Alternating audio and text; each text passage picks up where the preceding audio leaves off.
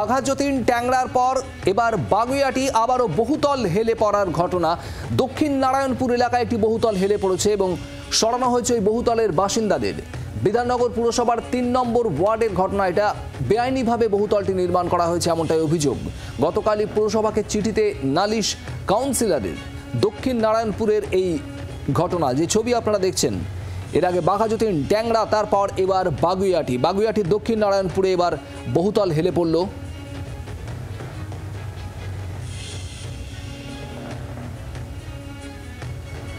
বিধাননগর পুরসভার ৩ নম্বর ওয়ার্ডের ঘটনা, যে ছবি আপনারা দেখছেন, বাগুইআটিতে ঠিক এই বহুতলটি হেলে পড়েছে এবং তীব্র চাঞ্চল্য তৈরি হয়েছে এই বহুতল হেলে পড়ার ঘটনায়। এর আগে বাঘাযতীন ট্যাংরার কথা আপনারা জানেন, আর এবার বাগুইআটিতে শহরের একাধিক জায়গায় এই বহুতল হেলে পড়ছে এবং হেলে পড়ার এই ঘটনা।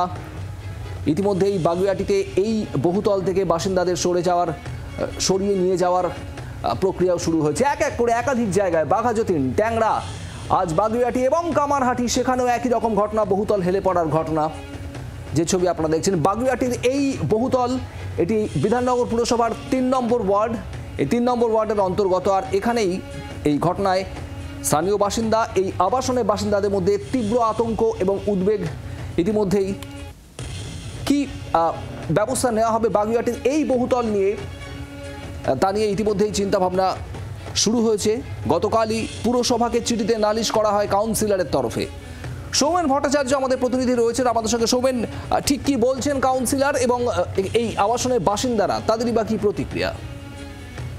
দেখো, ইতিমধ্যেই বিধাননগর পৌর নিগমের ৩ নম্বর ওয়ার্ডে যে বিল্ডিং হেলে পড়ার ঘটনা সামনে এসেছে, এই ঘটনার কিন্তু স্থানীয় বাসিন্দারা বেশ কয়েকদিন আগে তারা কিন্তু কাউন্সিলরের কাছে একটি লিখিত অভিযোগ জানায় এবং এই অভিযোগ পাওয়ার পরেই কাউন্সিলর কর্পোরেশনকে লিখিতভাবে অভিযোগ জানায় এবং তিনি অভিযোগের মধ্যে যেমনটা উল্লেখ করেছে যে কিভাবে এই বিল্ডিং তৈরি হলো সেই বিষয়টি যেন পৌর নিগম খতিয়ে দেখে।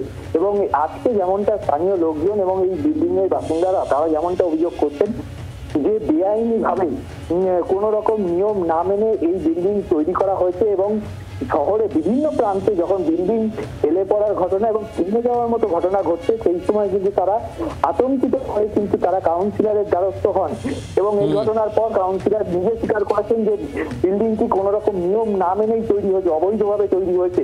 এই নিয়ে তিনি ইতিমধ্যেই লিখিত অভিযোগ জানিয়েছেন এবং সবচেয়ে বড় প্রশ্ন যে যখন বিল্ডিং তৈরি হচ্ছিল তখন নিয়ম মানা হলো না, সেটি স্থানীয় প্রশাসন এবং কাউন্সিলর তাদের নজরে কি করে পড়লো না এবং পরবর্তী সময় স্থানীয় বাসিন্দারা অভিযোগ করার পর তিনি ব্যবস্থা নিলেন। এটা যেমন প্রশ্ন উঠছে ইতিমধ্যেই এবং দেখার বিষয় যে এখন কি ব্যবস্থা নেওয়া হয়। এবং পুরসভাকে জানানোর পর এখনো পুরসভা, বিধাননগর পুর নিগম কোনো ব্যবস্থা কি নিয়েছে? বিল্ডিং বিভাগের ইঞ্জিনিয়ার বা কেউ কি পরিদর্শন করেছেন এই বিল্ডিং এখনো পর্যন্ত? দেখো, গতকালই বিধাননগর কর্পোরেশনে কিন্তু একটি লিখিত অভিযোগ হয়েছে পৌর নিগমকে কিন্তু স্থানীয় কাউন্সিলর ৩ নম্বর ওয়ার্ডে তিনি কিন্তু পুরো বিষয়টি লিখিত আকারে জানিয়েছেন। এবার দেখার বিষয় যে বিল্ডিং ইন্সপেকশনের পর কি ব্যবস্থা নেওয়া হয়।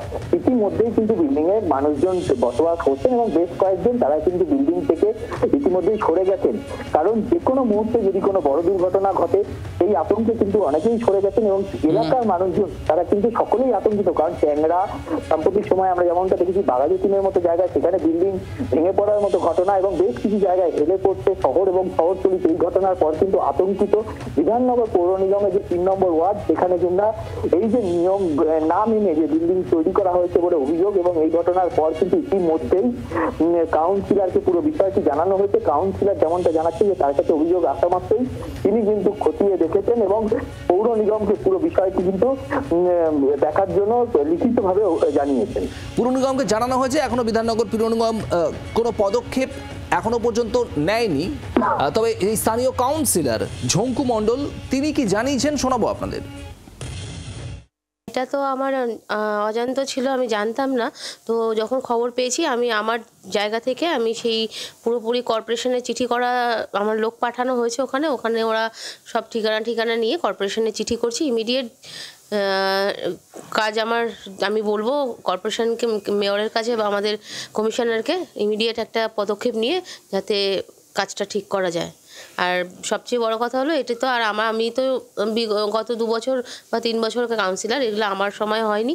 আমি সাধারণ মানুষের সঙ্গে সবসময় পাশে আছি, আর মানুষের বিপদে সবসময় আমি তাদের পাশে আছি। আমি দেখবো যাতে এই বিপদটা থেকে এড়িয়ে কীভাবে ঠিক করা যায়, মানে কড়া পদক্ষেপের নিয়েই আমি কর্পোরেশনের ছাড়া আমি কোনো কাজই করতে দিচ্ছি না, বিল্ডিং করতে দিচ্ছি না। তো এরপর থেকে আরও একটু স্টেপ নিয়ে দেখতে হবে। এগুলো তো পার্সোনাল বাড়ি সবার, এবার এই পার্সোনাল বাড়িতে তো আমাদের কাউন্সিলরদের আপনারা জানেনই সেরকম কোনো আমরা কোনো রকমই বাড়ি সংক্রান্ত ব্যাপারে আমাদের কোনো রকম কোনো কিছু থাকে না। তো আমি দেখবো আরও একটু পদক্ষেপ নিয়ে আমি যাতে এরকম কাজ আর না হয় ওয়ার্ডে, সেটার অবশ্যই খেয়াল রাখবো।